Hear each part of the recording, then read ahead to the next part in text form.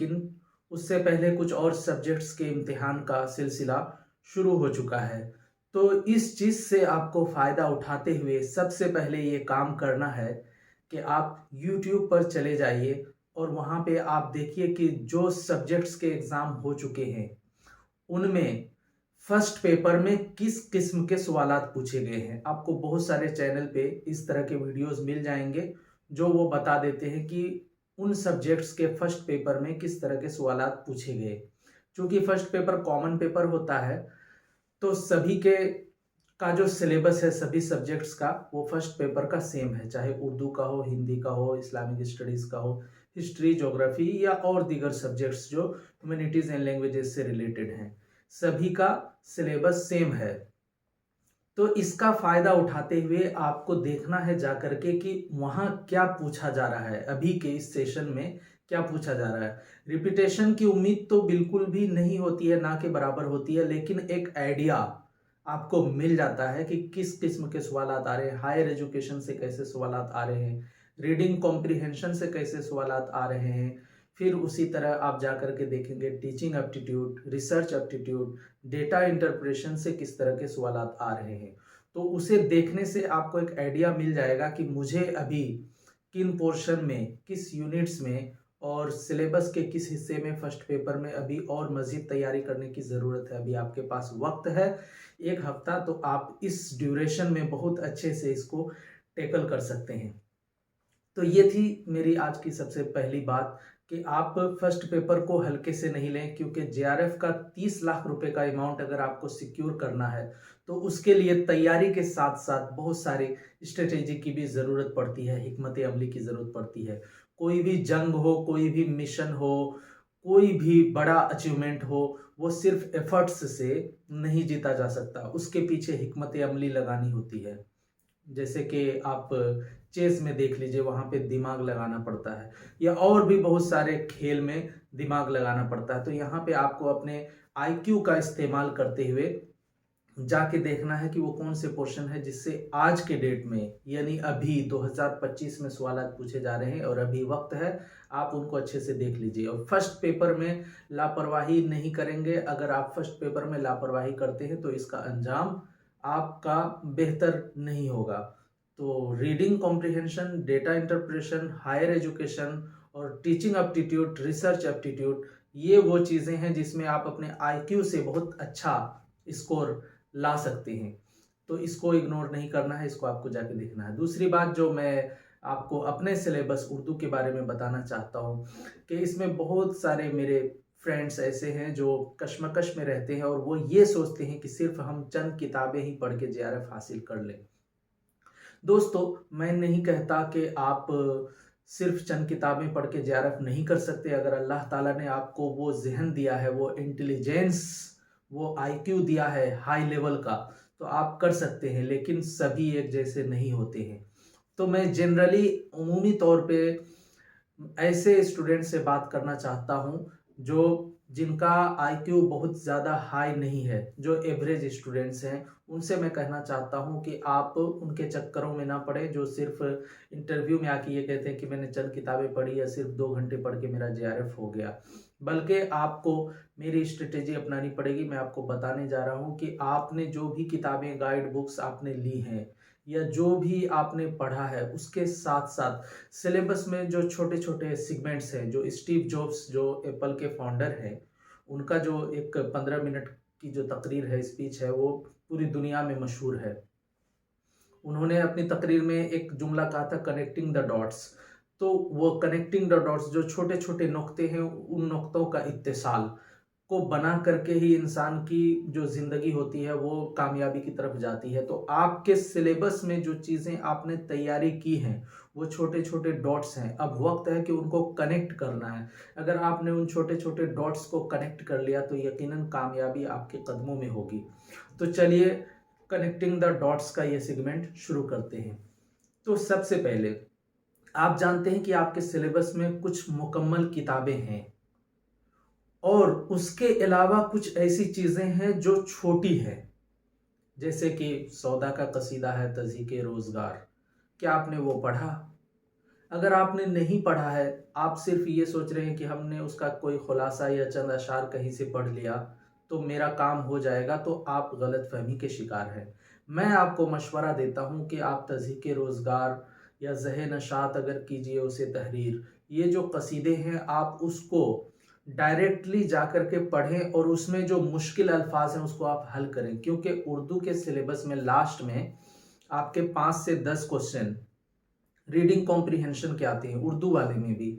Reading comprehension का मतलब ये होता है कि आपको अशार से कुछ अशार दे दिए जाते हैं या पढ़ी हुई मतनों से कुछ इक्तबास दे दिए जाते हैं और फिर उससे तफहीम के तौर पे, अंडरस्टैंडिंग के तौर पे सवालात खड़े किए जाते हैं और फिर उस पर क्वेश्चन एराइज करके आपको पूछा जाता है और ये टेस्ट किया जाता है कि आपकी अंडरस्टैंडिंग कैसी है। तो अगर आप उसके मीनिंग को, उसमें जो मुश्किल अल्फाज हैं तज़हीक के रोज़गार में, उसकी मीनिंग को अच्छी तरह से समझ के एक बार हल करके पढ़ लेंगे तो आपका जो वो लास्ट में है 5 से 10 क्वेश्चन बहुत आसानी से हो जाएगा। उसी तरह गालिब का मर्सिए आरिफ कितना सा है, बहुत मुख्तसर है। अगर आपने उसको भी नहीं पढ़ा तो फिर आप सिलेबस के साथ जस्टिस नहीं कर रहे हैं। तो एक बार जाके आपको लास्ट मोमेंट पे मर्सिए आरिफ भी पढ़ना है।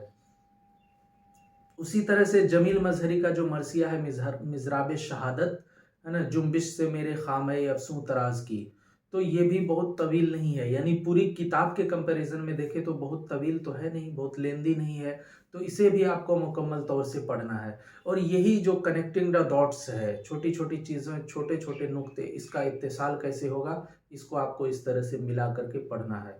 चलिए अब बात करते हैं गज़लों की। गज़लों में ये आता है कि सर इतनी सारी गज़लें हैं और सभी एक जैसी हैं, क्योंकि उर्दू गज़ल में तो ज़्यादातर जो मामलात हैं हुस्न व इश्क के मामलात हैं, इश्क व आशिकी के मामलात हैं, ज़्यादातर आशिक महबूब का मुकालमा है, तो तकरीबन मज़ामीन सब में सेम होते हैं।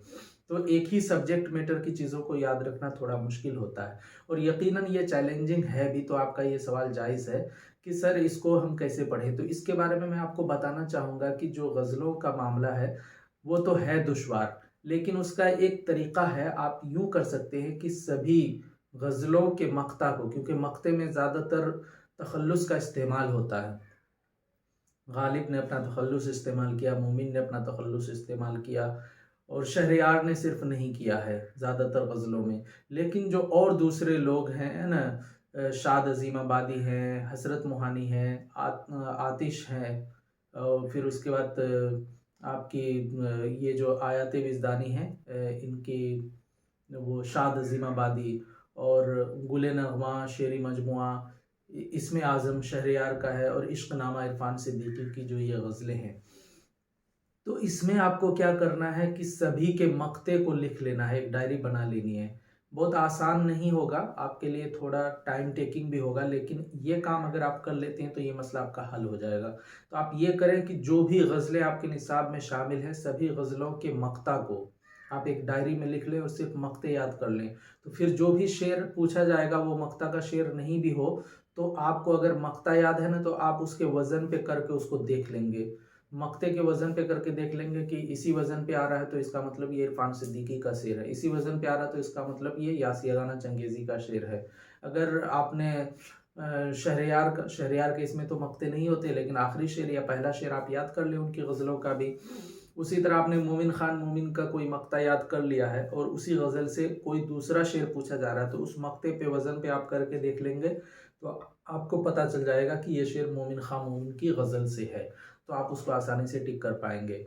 अब चलिए नज़मों की तरफ बढ़ते हैं। तो नज़मों का मामला ये है कि जो भी नज़में आपके निसाब में शामिल हैं, आप एक दफ़ा ज़रूर उसको पढ़ लीजिए। मैंने लास्ट वीडियो में भी ये बात की थी और आज भी मैं कर रहा हूँ कि एक दफ़ा आप ज़रूर उसको पढ़ लीजिए, बिना पढ़े काम नहीं होगा। हसन कुज़ागर है या अख्तरुल ईमान की जो नज़में हैं या नज़ीर अकबर आबादी की जो नज़में हैं, मुफलिसी, आदमी नामा, बंजारा नामा, वो चीज़ें पढ़ने से ताल्लुक़ रखती हैं। और एक दफ़ा, ज़्यादा नहीं, सिर्फ एक बार अगर आपने अच्छे से फुल फोकस के साथ आपने पढ़ लिया तो यकीनन उससे कोई भी क्वेश्चन अगर एग्ज़ाम में पूछा जाएगा तो आप उसे, मतलब अपने आईक्यू से जो क्वेश्चन सिलेक्ट करेंगे उस टाइम पे आप श्योर नहीं होंगे कि जो मैं सिलेक्ट कर रहा हूँ वो सही है या गलत है, लेकिन यकीनन उसके सही होने का चांस बढ़ जाता है।